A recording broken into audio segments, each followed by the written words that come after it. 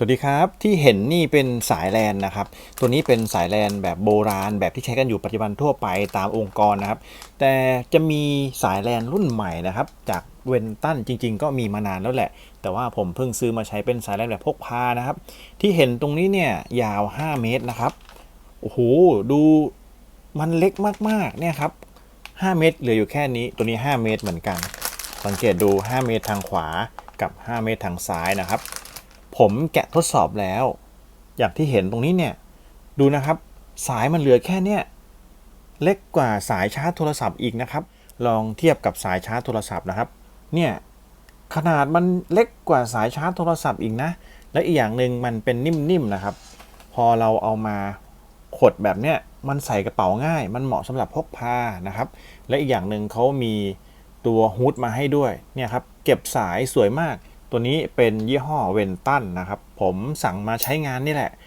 ก็เห็นว่าเขาขายนานแล้วแต่ไม่คิดว่ามันจะดูดีขนาดนี้นะครับผมก็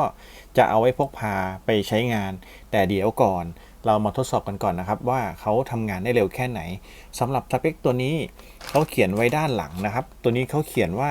เป็นสายเวนตัน Cat 6A นะครับแล้วก็เป็นเคเบิลอัลตร้าถัดจากนี้ที่หายไปเนี่ยอีกซองหนึ่งเขาเขียนไว้อยู่แล้วนะครับว่าเป็นความเร็ว10กิกะบิตนะแต่ว่าโดยส่วนใหญ่เนี่ยที่เราต้องการกับเราเตอร์บ้านกับทั่วๆไปจะเป็นแค่1กิกะบิตเปอร์เซกก็พอนะครับถ้าเขาทำงานกับสวิตช์ที่บ้านผมได้ก็โอเคแล้วนะครับความเร็วสูงสุดที่เราต้องการณปัจจุบันส่วนใหญ่ก็จะเป็น1กิกะบิตแต่ว่าตัวนี้เขาทำได้10กิกแต่ส่วนใหญ่สวิตช์10กิกเนี่ยมันไม่ค่อยมีใช้หรอกนะครับต้องเป็นองค์กรซะมากกว่านะครับผมก็จะทดสอบกับเราเตอร์ที่บ้านแค่1กิกนี่ก็ถือว่าโอเคแล้วสำหรับผมนะครับเดี๋ยวผมจะทดสอบให้ชมเหมาะกับการพกพาเป็นอย่างมากเราสามารถที่จะใส่กระเป๋าคอมพิวเตอร์ไปง่ายๆเลยเอาใส่ถุงผ้านิดนึงก็โอเคแล้วนะครับผมเชื่อมต่อแล้วก็คัดลอกข้อมูลอยู่นะครับก็จะวิ่งไวๆตามนี้เส้นเล็กๆนะครับแล้วก็ต่อกับคอมพิวเตอร์แล้วตามนี้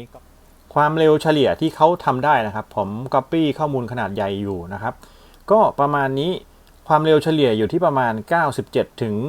106เมกะไบต์เปอร์เซกนะครับพอคำนวณออกมาตามนี้ก็จะอยู่ที่ประมาณ106คูณ8นะครับประมาณ